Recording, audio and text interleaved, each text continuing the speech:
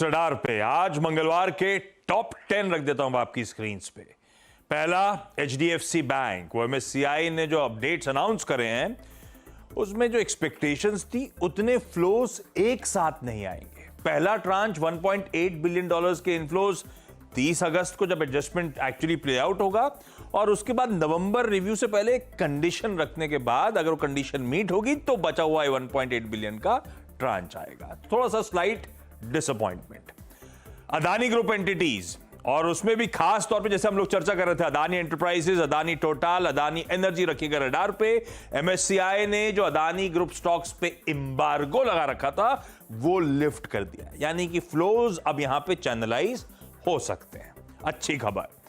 ऐसे ही एमएससीआई ने जो इंक्लूजन एक्सक्लूजन की लिस्ट सामने रखी है अब वो दिखा देता हूं। 7 इंक्लूजन्स हैं। Dixon, Vodafone Idea, Oil India, Zydus, RVNL, Prestige और ओरेकल फाइनेंशियल्स। एक एक्सक्लूजन है, वो है बंधन बैंक। अब आइए अगले वायदा बाजार के रिजल्ट जिन पे हमें रिएक्ट करना है। उसमें फिर वोडाफोन आइडिया आपको रडार पे नजर आएगा। नतीजे ठीक हैं भाई। पिछले कई तिमाहियों में सबसे कम घाटा पोस्ट करा है और मार्जिन्स वगैरह, आरपू वगैरह स्टेबल है। देखते हैं स्टॉक कैसे रिएक्ट करेगा। दूसरा वायदा का नंबर था एनएमडीसी।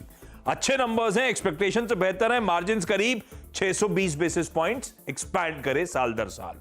तीसरा नंबर है हिंदुस्तान कॉपर। अच्छे नंबर्स थे और इसके केस में तो 22% वाले मार्जिन्स बढ़ के 38% पे आए। 1600 बेसिस पॉइंट्स का मार्जिन में एक्सपेंशन है।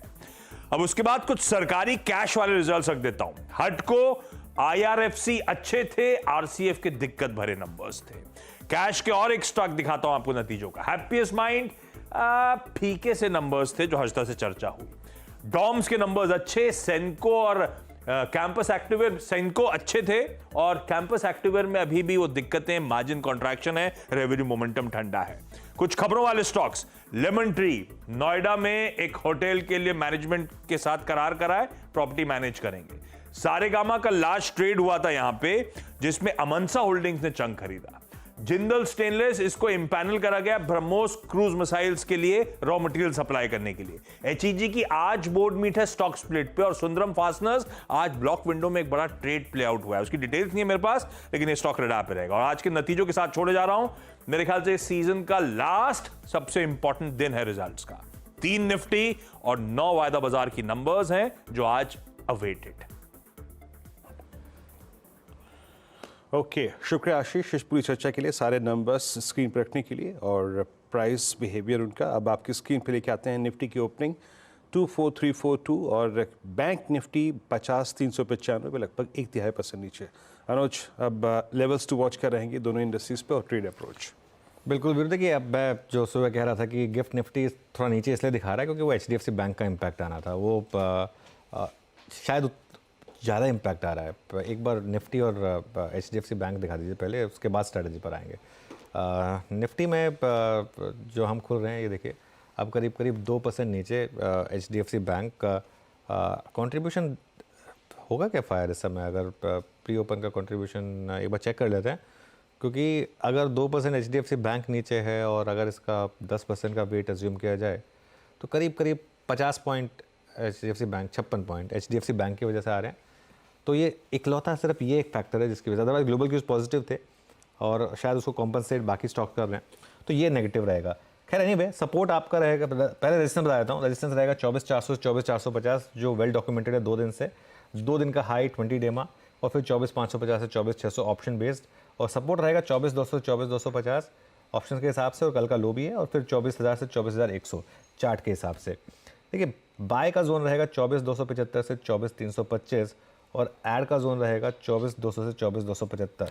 और जितने भी आपकी लॉन्ग ट्रेड्स हैं उस पर एक स्टॉप लॉस आप लगा के रखें 24,150 का।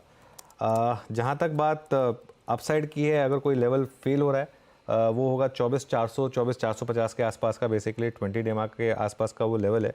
अगर वो फेल होना शुरू हो तो फिर एक सेल ट्रेड भी बनेगा प्योरली इंट्राडे 24,500 के एक स्टॉप लॉस के साथ। जहाँ तक निफ्टी बैंक की बात है, निफ्टी बैंक पर आते हैं और निफ्टी बैंक में एक चीज़ पॉजिटिव है, सीपीआई का आंकड़ा और एक नेगेटिव है HDFC बैंक का, क्योंकि वो 2% अब नीचे खुल रहा है। तो निफ्टी बैंक का जो ट्रेड है वो 20 डेमा और 100 डेमा के बीच का है बेसिकली, इनमें से जो भी लेवल निकल रहा है। तो 20 डेमा आपका 51,100 पर है अप साइड पर, और 100 डेमा आपका 49,850 पर है ऑन द डाउन साइड। तो ये एक बेसिकली रेंज है बैंक निफ्टी के लिए। तो अभी के लिए बैंक निफ्टी के लिए कुछ समय के लिए इंट्राडे ट्रेड ही रखें और दोनों तरफ की ट्रेड लें, वो मेरे ख्याल से एक बेटर अप्रोच रहेगी।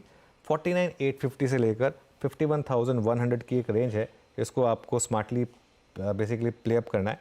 और अगर सपोर्ट मिले लोअर लेवल पर तब आपको यहाँ पर एक बाइंग करनी है, और अगर रिवर्सल के साइन मिले आपको यहाँ पर तो आपको बेसिकली बैंक निफ्टी पर एक सेल करना है। और अगर आप लॉन्ग ले रहे हैं तो डे लो का स्टॉप लॉस रखें, और अगर आप शॉर्ट ले रहे हैं तो डे हाई का स्टॉप लॉस रखें। ये इस समय अप्रोच होगी बैंक निफ्टी पर भी। अनुज,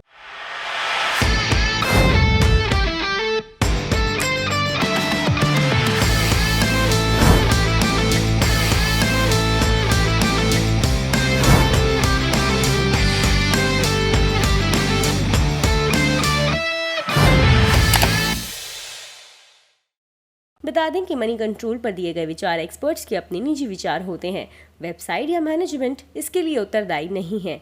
यूजर्स को मनी कंट्रोल की सलाह है कि कोई भी निवेश निर्णय लेने से पहले सर्टिफाइड एक्सपर्ट की सलाह लें।